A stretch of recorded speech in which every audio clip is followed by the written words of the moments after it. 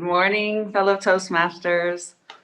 Today I'm going to be doing my icebreaker, and it's going to be about Tracy Marie Stark. Okay, that's Tracy Marie Stark was born in November 27th, 1967, to Ken and Donna Stark, and she was the third redhead daughter. She was little sister to Sherry, who was 11, and Linda, who was 6 at the time. Now I'm going to tell you a few things that are obvious about Tracy, and then a couple of hidden talents and facts about Tracy. First of all, the most obvious one is that she is a mother and a wife, and she was modeled this role by her mother, Donna, and her maternal grandmother, Elsie, and her paternal grandmother, Caroline.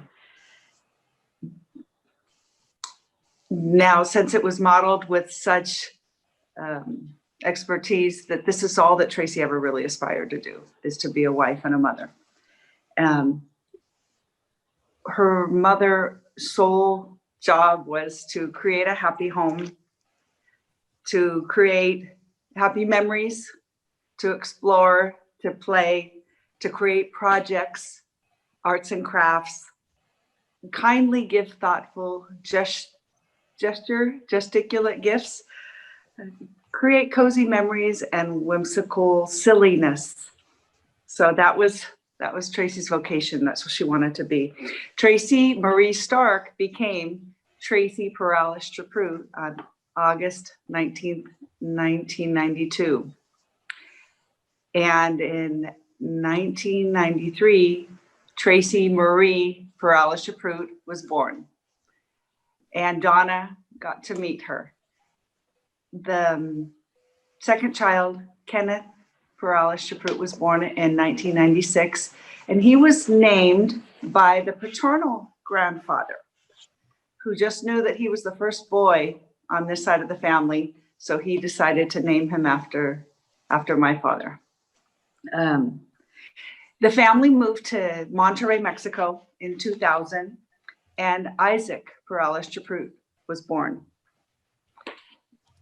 And that embarked the possibility for Tracy to be a stay-at-home mom and to do the creating the happy memories and the cozy moments.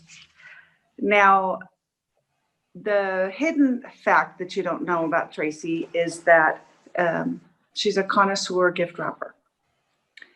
And her children entrust her to wrap all of their presents for the people that they've been groomed to give them to the mothers of their friends, to their teachers, to their friends.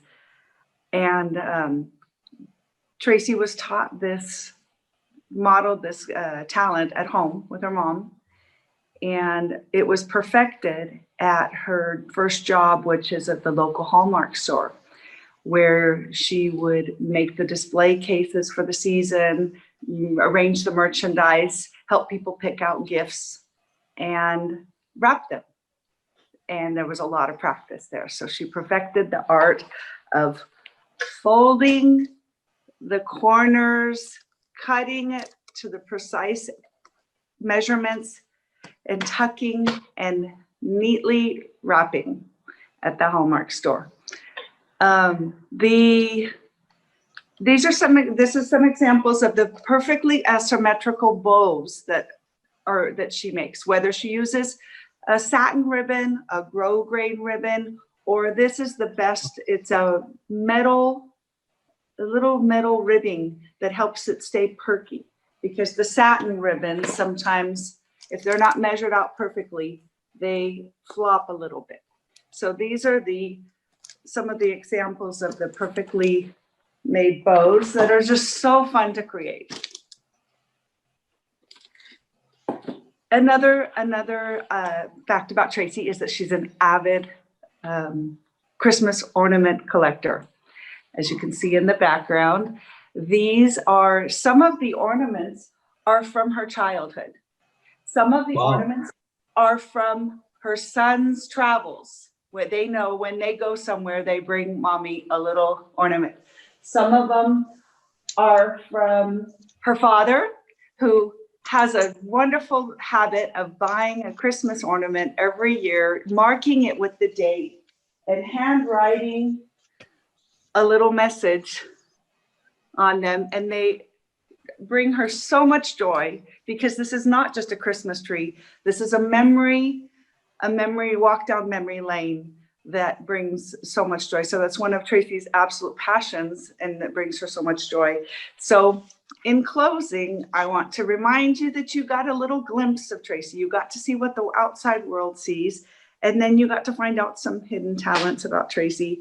And stay tuned, because you're going to be getting some more information, and maybe someday you will be bestowed one of the perfect little bows. Thank you. Back to you, Toastmaster.